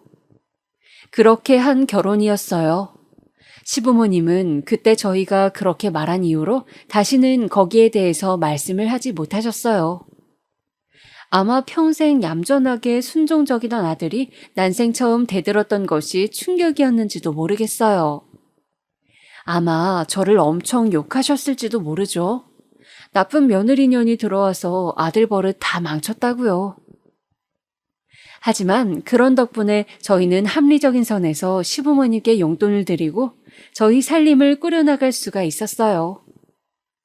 남편의 월급은 많지도 적지도 않은 평균적인 수준이었기에 열심히 아끼고 모아서 정말 서울 외곽에 그럭저럭 낡고 작은 아파트를 사고 아이들을 키울 수가 있었지요. 겨울에 난방 덜 틀려고 집안에서 두꺼운 스웨터를 입고 슬리퍼를 신고 지내는 생활이 아주 익숙했죠.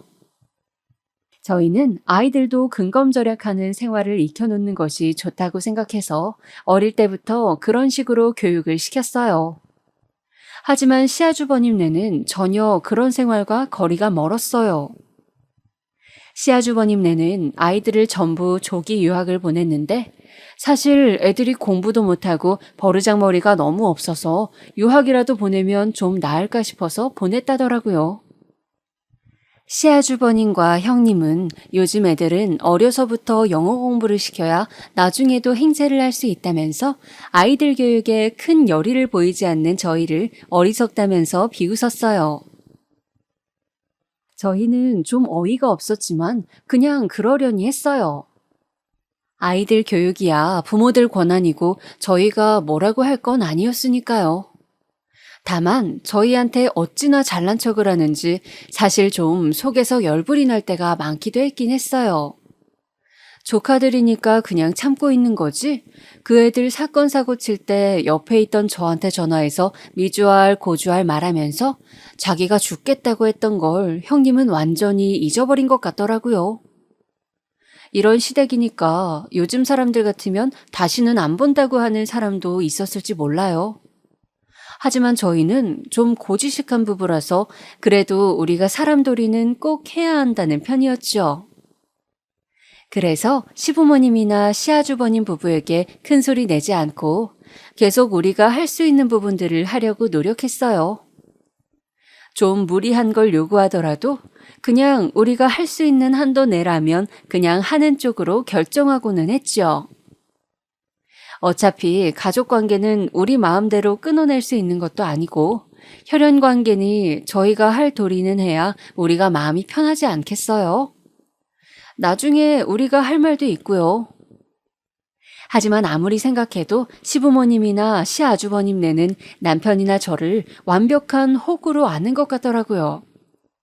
재산은 죄다 시아주버님네에 주면서도 계속 효도는 저희한테 요구하는 걸 보면 뻔했지요.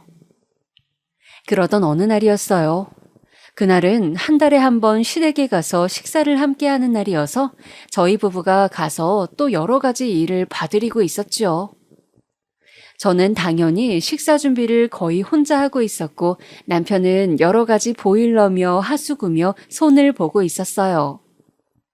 그때 시아주버님네가 시댁으로 들어왔죠. 시아주버님네는 한 달에 한 번 규칙적으로 오는 것도 아니고 자기네 내킬 때나 자기네가 필요한 때만 오기 때문에 매달 마주치는 건 아니었어요. 그런데 들어오는 시아주버님의 얼굴이 좀 어둡더라고요. 엄마, 아빠, 나 이번에 돈 좀 주셔야 해요. 아니, 무슨 일이냐? 얼마나 필요하길래 그래? 2억이요. 뭐? 2억? 네, 아빠 그 정도는 여유 있으시잖아요. 내가 무슨 돈이 있냐? 지난번에도 분명히 말했지 않느냐? 그때 준 5천이 우리 여윳돈 전부라고. 그럼 이거 주택담보로 대출 좀 받아서 줘요. 2억은 충분히 나올 거 아니야. 이 녀석아, 그럼 우린 그거 못 갚으면 길바닥에 나가 앉으란 이야기냐? 그럼 이 아파트 팔아서 그 돈으로 우리 2억 주고 나머지 돈으로 빌라 사서 나가시면 되겠네. 이 녀석아! 시아버지는 시아주버님의 말에 이번에야말로 정말 화가 난 것 같았어요. 하지만 시어머니는 혹시라도 시아주버님이 혼이 날까 무서운지 안절부절 못하면서 두 사람 사이에서 어쩔 줄을 몰라 했지요. 그때 남편이 그 사이로 끼어들었어요. 형, 이 아파트 시세 몰라? 2억 형한테 주고 나면 부모님 빌라도 못 가셔. 그럼 전세나 월세라도 살면 되잖아. 나도 오죽급하면 이러겠냐? 아니, 여태까지 형이 가져간 게 대체 얼마인지 알아? 그 돈 다 어쩌고 이러는 거야. 야, 월급쟁이가 뭘 알아. 사업하는 사람은 가끔 돈이 묶이면 융통이 안 되어서 돈이 급하게 필요하기도 하고 그런 거야. 그럼 돈 풀리고 나선 갚았어야지. 대체 여태 가져가기만 하고서 이번에는 부모님 길바닥에 나앉게 하려고 그러는 거야? 도련님이 뭘 몰라서 그러는 거예요. 온실 속 화초로 사업 한번 안 해본 분은 몰라요. 사업이 얼마나 힘든지. 형님이 부드럽게 달래듯이 말하는데 오히려 그 말이 더 기분이 나쁘더라고요. 저는 입을 다물고 있었지만 슬슬 화가 치밀어 오르고 있었어요. 그때 시아버지가 이마를 짚고 있다가 이내 시아주버님에게 말했어요. 그만하고 이리 들어와라. 너하고 첫째 아가 너만 들어와라. 둘째 너희는 밖에 있어. 여보, 당신도 안방 들어와요. 그리고 네 사람만 함께 안방으로 사라지시더군요. 너무 어이가 없어서 코웃음이 나왔어요. 왜냐하면 여태까지 항상 돈을 주시기 전에 저런 식으로 넷이서만 이야기를 쑥덕거리고는 했거든요. 이번에도 또 돈을 주기는 하겠더라고요. 그런데 이번에는 정말 금액도 크고 자칫하면 시댁 부모님이 있을 집조차 잃을 수 있겠다는 생각이 들었어요. 나 이번에 일 잘못되어서 시부모님 거리에 나앉아도 안 모셔, 알지? 저는 시댁 거실에 선 채로 남편을 흘끗 쳐다봤어요. 그랬더니 남편도 고개를 끄덕이더군요.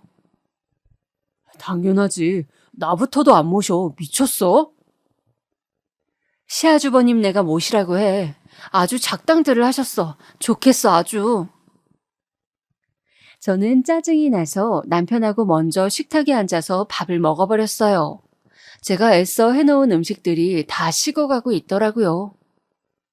한참 후에 안방에서 나온 시부모님과 시아주버님네의 표정은 상반되었어요. 시부모님의 표정은 결코 밝다고 하지 못할 표정이더군요. 아마 이번에도 돈을 주면 절대 받지 못하고 자칫하면 진짜 거리로 나앉을 수도 있다는 사실을 깨달아서였겠죠. 그리고 시아주버님네는 이번에도 성공했다는 듯 아주 해맑고 기뻐 보였어요. 식사들 하세요. 다 차려놨으니까요. 어머, 고마워, 동서. 아유, 내가 이래서 시댁 오는 걸 좋아해. 시댁 오는 거 좋아하는 며느리 요즘 참 드물어요, 어머님. 근데 전 좋더라고요. 어머님하고 동서가 워낙 잘해줘서요. 형님이 입에 발린 소리로 칭찬을 떠들어댔어요. 시어머니는 평소라면 거기에 넘어가서 해벌레 했을 텐데 이번에는 좀 표정이 안 좋은 채로 고개만 끄덕이시더군요. 저희 부부는 자리에서 일어서서 식탁에 자리를 내드렸어요. 어머, 이렇게 찌개를 먼저 먹어놓고 그냥 일어서면 어떻게 해? 좀 데워오고 반찬도 좀 새로 꺼내고. 형님이 하세요. 제 차가운 말에 형님이 놀란 듯 눈을 크게 뜨더라고요. 저는 좀 짜증이 났어요. 아니, 참는 것도 한도가 있지. 당장 눈앞에서 시부모님의 재산 중 2억을 가져가는 꼴을 보고서 더 이상 참기가 힘들더라고요. 사실 시부모님이 돌아가시면 저희가 받을 유산이기도 하잖아요. 뭐 아직 정중하신데 유산 타령을 할 생각은 아니지만 이미 시아주버님네가 가져간 것만 해도 시댁 재산의 70% 이상은 되는 것 같았거든요. 대체 우리 남편은 뭔가 싶었던 거였죠. 아이, 너 그게 손윗동서한테 무슨 말버릇이니? 시키는 대로 빨리 반찬하고 국찌개 데워와라. 시어머니가 눈살을 찌푸리며 말했어요. 그 지경이 되어도 맏며느리가 예쁘긴 하셨는 모양이에요. 저는 대답하지 않고 그냥 돌아서서 집에 가려고 거실로 나왔어요. 얘, 너 어디 가니? 우리 먹고 난 다음에 설거지랑 뒷정리를 하고 가야지. 저희 이만 가보겠습니다. 그 말에는 남편이 자르고 들어오면서 인사를 해버렸어요. 시아버지와 시어머니, 시아주버님 네 명이 어처구니 없다는 얼굴로 저희를 쳐다보고 있는데 뒤도 안 돌아보고 나와버렸지요. 이번에는 정말 선을 넘었고 이제는 더 참을 필요도 없다는 생각이 들었어요. 우리 부부는 차에 탄 채로 어이가 없어서 한숨을 쉬었어요. 시아주버님네의 행동 패턴은 너무 일정했지요. 시부모님한테 와서 사업이 힘들다면서 난리를 치고 그 다음에 돈을 가져간 다음 갚지 않은 채로 몇 달에서 몇 년 호의호식하다가 돌아와서 다시 또 사업이 어렵다면서 난리를 치는 패턴이요. 집에 가니까 시어머니한테 전화가 오고 형님한테도 전화가 왔지만 아예 안 받았어요. 난생 처음 저와 남편이 동시에 반항 아닌 반항을 한 거였으니 어처구니도 없었겠죠. 저는 그렇다 치고 이번에는 숙이고 들어갈 마음 같은 것도 없었기 때문에 당연히 그냥 무시를 했어요. 그래도 며칠이 지난 뒤에 처음으로 시어머니의 전화를 받았을 때 시어머니가 전화에 대고 소리를 지르셔서 저는 말로 좋게 설명을 해보려고 애썼어요. 어머님, 제가 화가 나겠어요, 안 나겠어요? 시아주버님네는 부모님한테 의무는 전혀 안 하면서 자기네가 하고 싶은 것만 하잖아요.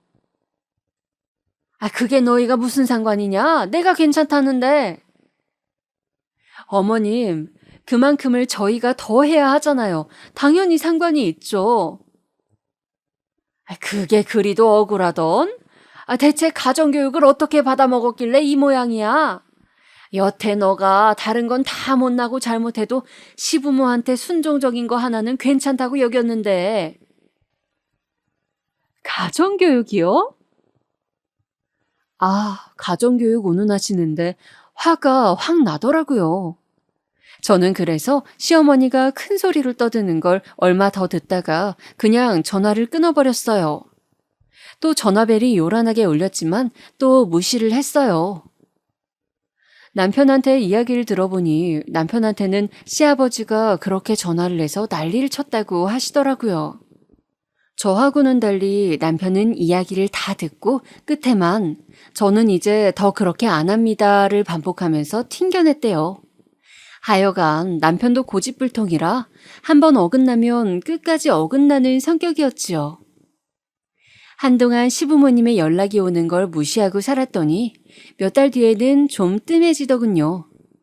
나중에 문자가 왔는데 이제는 훨씬 차분해진 톤이었어요.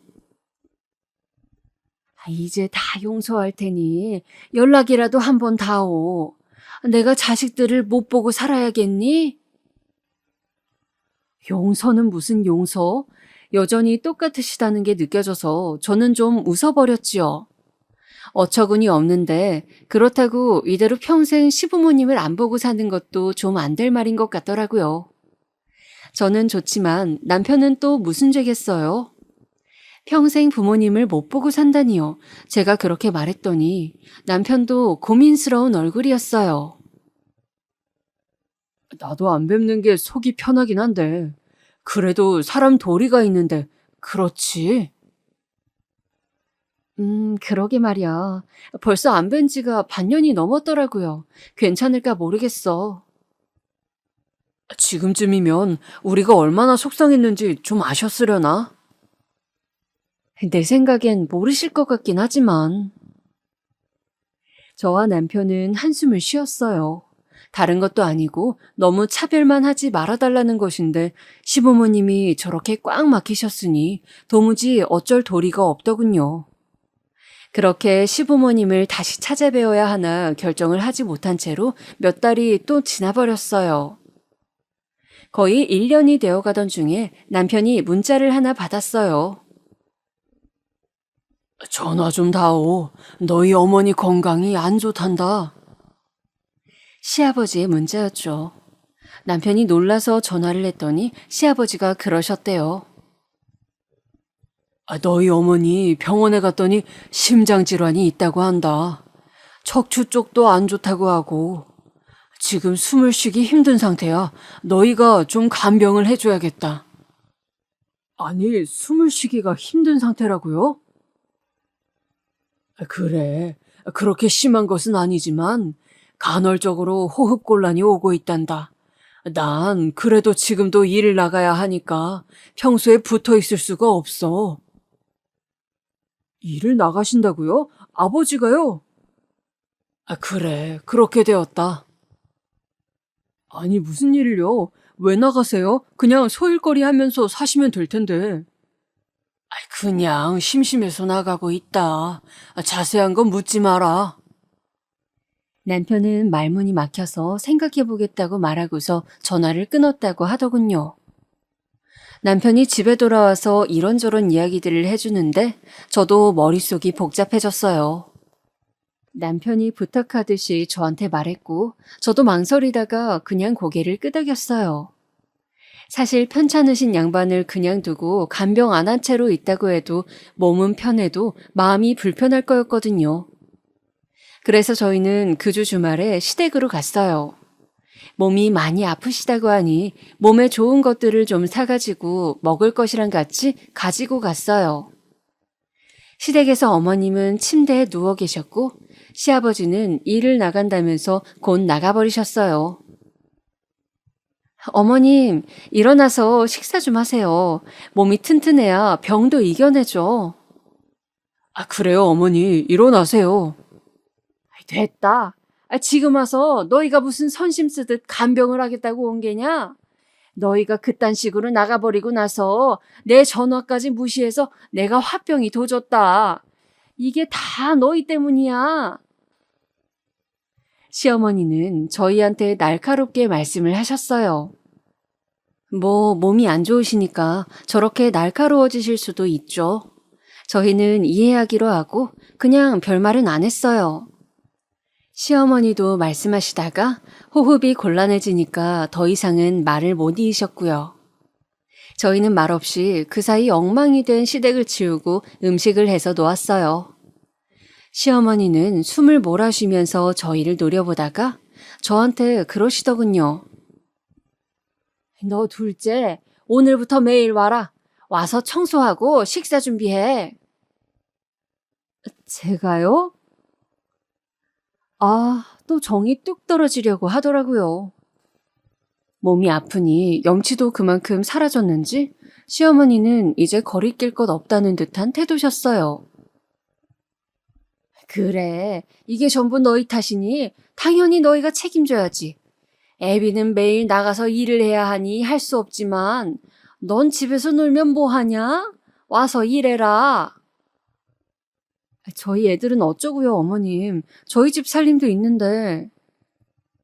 너희 애들 이미 다 컸는데 핑계대지 마라. 내가 네 나이 때는 시댁하고 내 살림 동시에 했어. 진짜 그때는 어이가 없더라고요.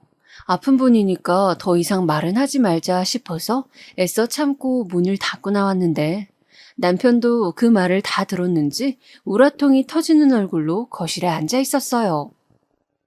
남편은 대충 집안을 치우고서 곧장 다시 저를 데리고 집으로 돌아갔지요. 돌아가는 차 안에서 남편은 이상하다는 듯이 고개를 저었어요. 집이 너무 정리가 안 되어 있던데 꼭 돌보는 사람 없는 것 같이 말이야. 우리 아버지 성격 때문에라도 그냥 두지는 않으셨을 텐데. 혹시 여보, 아주버님네가 또 돈 요구한 거 아니야? 설마. 남편은 아무리 그래도 그럴 리가 있겠느냐는 듯한 얼굴이 되었어요. 하지만 저는 어쩐지 그게 맞는 것 같았지요. 생각해봐. 지난번에 2억 가져갔잖아. 그게 반년도 더 된 일이야. 그럼 또 돈 요구할 때가 되었긴 되었단 말이야. 그거랑 아버지랑 무슨 상관인데? 이제 생활비로 쓰시던 목돈까지 다 주셔서 더 생활비로 쓸 돈도 없으신 거 아니야? 그러니까 일 나가시는 거고. 그럴지도 모르겠다. 저희는 대충 상황은 짐작이 갔지만 그래도 남편의 부모님이신지라 간병을 그만두겠다는 말을 할 수가 없겠더라고요. 하지만 이것이 저희의 마지막 인내심이었어요. 저나 남편이나 한 번만 더 시댁이나 시아주버님이 이런 식으로 나오면 간병이고 뭐고 다시는 안 보고 살 마음이 점점 더 짙게 쌓이고 있었어요. 그리고 저희는 계속해서 시댁으로 시어머니 간병을 다녔지요. 그렇다고 해서 아무 일 없었던 것처럼 그 이전처럼 똑같이 순종적으로 굴지는 않았어요. 시어머니가 요구하는 것들의 절반 정도는 안 해드렸던 것 같아요. 그럴 때마다 시어머니는 거의 발작적으로 화를 냈지만 제가 신경 쓰지 않으니 뭐 하실 수 있는 게 당연히 없었죠. 그래도 여전히 시어머니는 저와 남편이 간병을 다녔기에 저희가 시부모님 말을 듣는 거라고 생각하셨던 것 같아요. 물론 그 와중에 시아주버님이나 형님은 단 한 번도 다녀가지 않으셨어요. 저는 사실 기대도 없었기 때문에 놀라지는 않았어요. 그런 사람들이 설마 병난 시어머니를 모실 리가 없었던 거였죠. 그런데 그러던 어느 날 시댁에서 시어머니 시종을 들고 있는데 벨이 울려서 나가보니 시아주버님과 형님이 서 있었어요. 두 사람 손에 과일 바구니가 들려있는 것을 보고 저는 이 사람들의 뜻을 눈치챘지요. 또 돈 모자라서 달라고 왔구나 하고요. 그때는 시아버지도 집에 계시는 저녁 시간이어서 시아주버님과 형님이 온 것을 보자 굳은 얼굴을 하고 나오셨어요. 네 어머니한테 전화로 이야기한 거 나도 들었다. 일단 안방으로 들어오너라. 아니, 또다시 그 패턴이었어요. 그렇게 당하셨으면 전 당연히 문전박대에서 내쫓을 줄 알았는데 말이에요. 그때 시댁에는 남편이 없고 저 혼자 있었는데 어떻게 해야 할지를 모르겠더라고요. 시아주버님과 형님은 저한테 인사를 하는 둥 마는 둥 하면서 들어가 버렸어요. 형님이 지나치면서 한마디 비웃듯이 하기는 했네요. 고생하네 동서. 효심이 지극해서 동네 사람들이 칭찬하겠어 아주. 네, 그동안 한 번도 안 오시더니 오늘 오셨네요. 내가 그동안은 바빴어서 말이야. 사업하는 사람이라는 게 그렇거든. 형님은 피식 웃으면서 시아주버님을 따라서 들어갔어요. 안방에는 시어머니가 누워서 쉬고 있었으니 또다시 저를 제외한 그 네 사람이 모여서 쑥덕거리고 있는 거였지요. 저는 참을 수가 없어서 집에 있는 남편에게 전화를 해서 곧 오라고 했어요. 남편은 곧장 달려와서 대략 30분 뒤에 시댁에 도착해서 급히 들어오더라고요. 제가 턱으로 안방을 가리키자 현관에 있는 신발 숫자와 맞춰본 남편은 얼굴이 일그러졌어요. 사실 남편 입장에서도 얼마나 화가 나겠어요. 마누라 입장 생각해서 열심히 비위 맞춰서 어머니 간병까지 책임지고 있는데 이제 정말 마지막 남은 집까지 털어서 형한테 죄다 주려고 하니 말이에요. 바로 그때 안방문이 열리고 시부모님과 시아주버님 내외가 나왔어요. 시아주버님 내는 허리를 굽실굽실하면서 연신 인사를 하더라고요. 내가 정말 가진 거 다 털어서 널 주는 거다. 우리 사는 집까지 말이야. 그때 형님이 비웃음을 걸친 채로 저를 쳐다보더라고요. 하지만 아버님, 걱정 안 하셔도 되잖아요. 효심 깊은 둘째 아들하고 며느리가 있으신데 말이에요.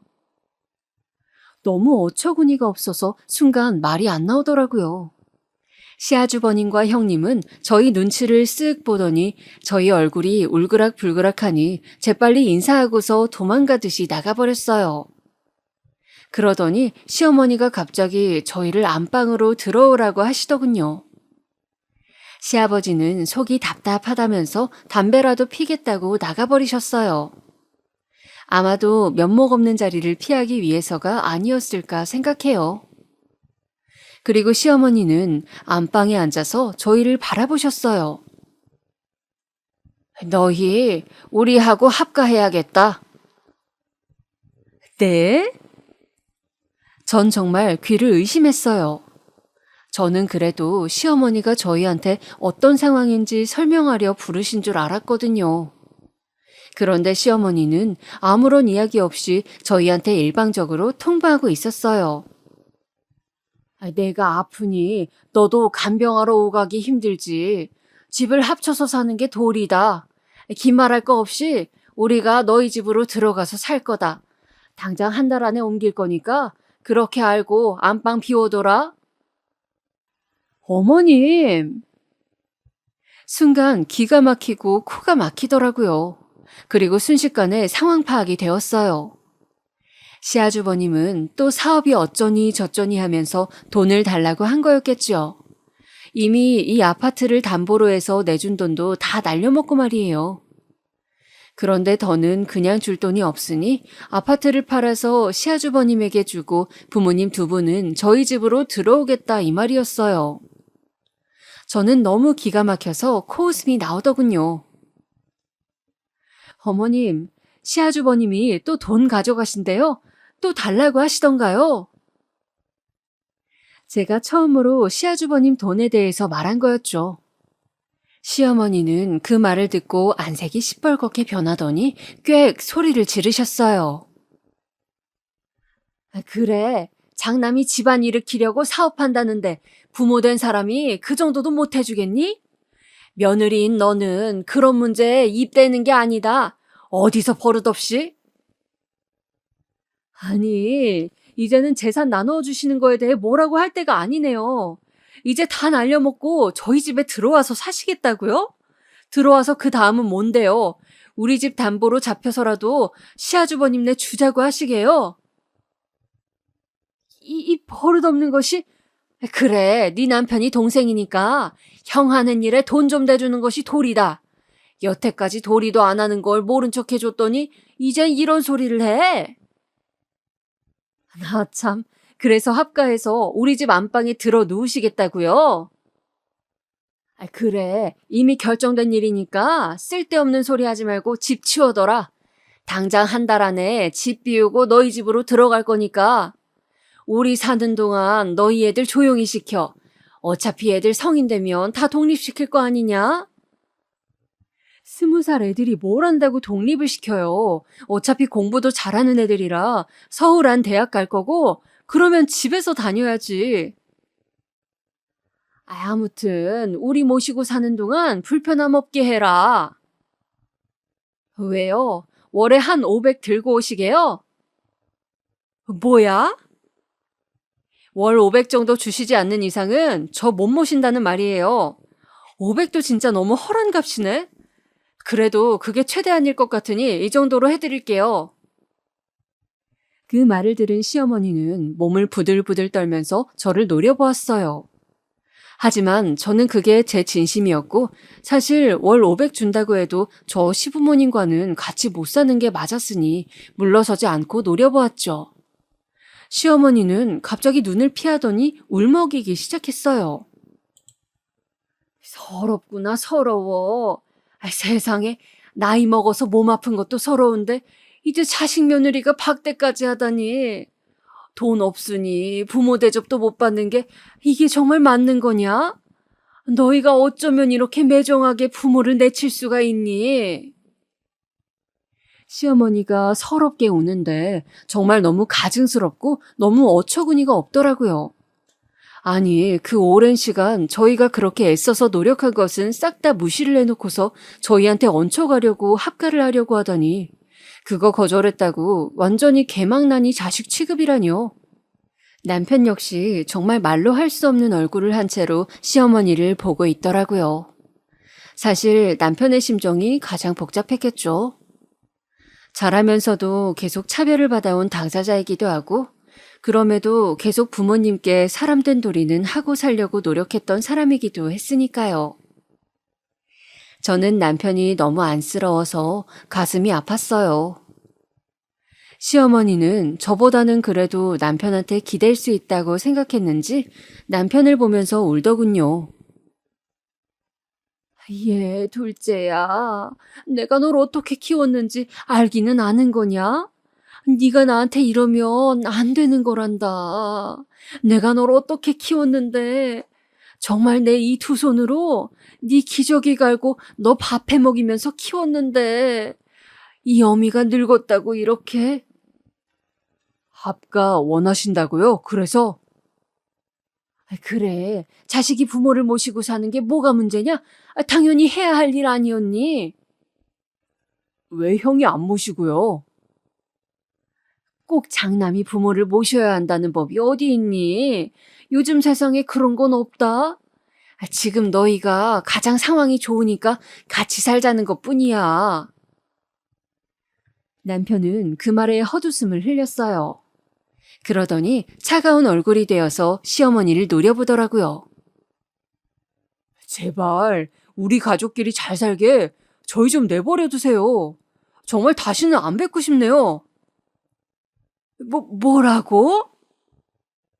시어머니는 그동안 순종적이던 남편이 하는 말에 충격을 받은 듯 얼굴이 실룩거렸어요. 다시는 안 뵐 수 있게 어딘가 저 멀리로 꺼져 주시라는 말씀이에요. 이 아파트 팔아서 형한테 줘서 어머니 아버지가 길거리에 나앉든 말든 저하고는 아무런 상관이 없는 일이니까요. 그걸 저한테 책임지라고 하지 마세요. 전 이제 할 만큼 했으니까. 남편은 저보다도 더 매몰찬 말투로 말하고 자리에서 일어섰어요. 시어머니는 너무 당황스러운지 남편의 바짓가랑이를 붙들려고 했지만 남편은 몸을 피해버리고서는 저의 손을 잡고 곧장 시댁을 나와버렸어요. 저희는 집으로 와서 한참이나 둘이 속풀이를 했어요. 술을 사다가 까고서 치킨을 배달시켜서는 둘이 그간 시부모님의 행동에 대해 미친 듯이 깠지요. 남편은 이제 완벽하게 정이 떨어져 버려서 더 이상은 부모님을 보지 않겠다고 말했어요. 저는 그렇게 도리를 챙기던 남편이 저렇게 될 때까지 얼마나 많은 고민이 있었을까 안쓰러웠지만 우리 가정을 지키려고 하는 남편의 의지가 느껴져서 더욱이나 고맙기도 했지요. 그 후로 당연히 시부모님한테서 전화가 엄청나게 왔어요. 그건 예상하고 있었기 때문에 저희는 연락처를 차단했는데 어느 날은 집 앞에까지 찾아와 계시더라고요. 저희는 얼굴을 보고도 들어오지 마시라고 들어오면 주거침입죄로 경찰을 부르겠다고 경고했고 저희의 태도가 완강한 것을 보고 시아버지와 시어머니는 충격을 다시 받고 돌아가셨어요.